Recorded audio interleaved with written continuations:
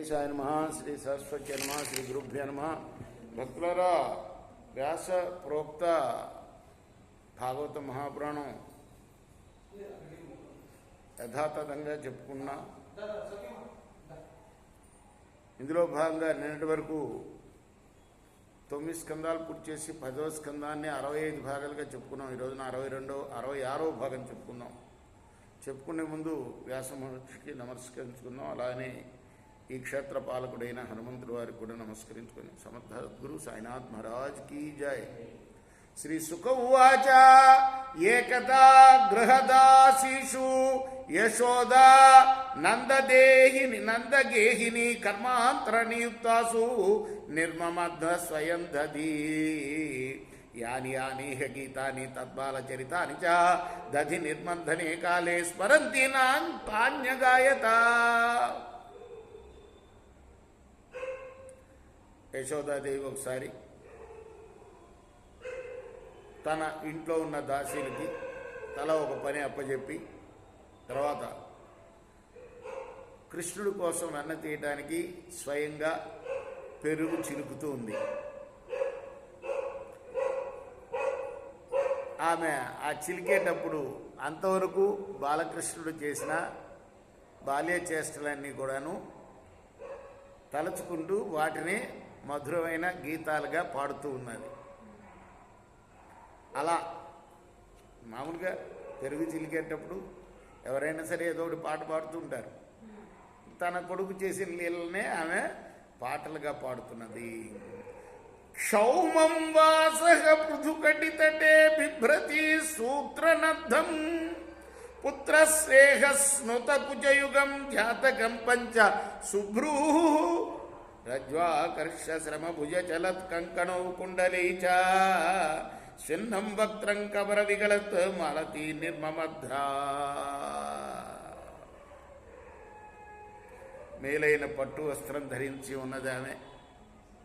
నడువుకి నిగనిగలాడే ఒడ్డాణం కూడా పెట్టుకొని ఉన్నది. కన్నయ్య పైన ఉన్న వాత్సల్యం చేత ఆమె స్తనాల నుండి పాలు స్రవిస్తూ ఉన్నాయట. 2 చేతులతో కవపు త్రాడు కొరలను పట్టుకొని అటు ఇటు లాగుతుండటం వల్ల శరీరం అంతా కూడా కదులుతుంది. ఆమె చెవుల కుండలాలు తలుపులు ఇనుతున్నాయి. సిగలో పెట్టుకున్న మాలతి మాల కూడా జారిపోతూ ఉన్నది.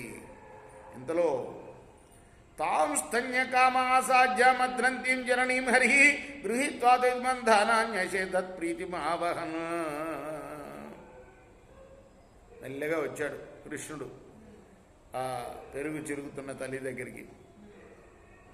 ముద్దు మురిపాలు నింపుతూ కవ్వం పట్టుకొని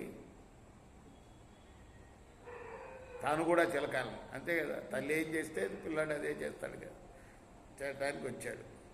అప్పుడు తమంకమారూఢమపాయత్ స్తనం శ్రేహస్నుతం సస్మితమీక్షతి ముఖం అతృప్తముత్సృజ్య జనేన సాయయో ఉచ్ఛిచ్యమానే పయసత్ వధిశ్రితే.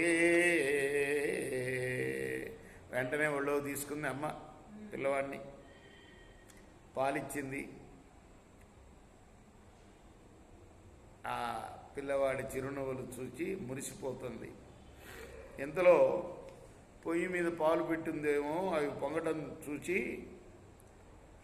ఆ బుజ్జి కృష్ణుడు పాలు తాగుతుండగానే కిందకి దింపింది. వెంటనే పాల పొంగును చల్లార్చడం కోసం త్వరగా వంట ఇంటిలోకి పోయింది. సంజాత కోపస్మృతారుణాధరం సందస్య తద్భిర్దతి మంద భాజనం విద్వా మృషా సుదృశత స్మనారహో జగాత హైంగవ అంతరంగత.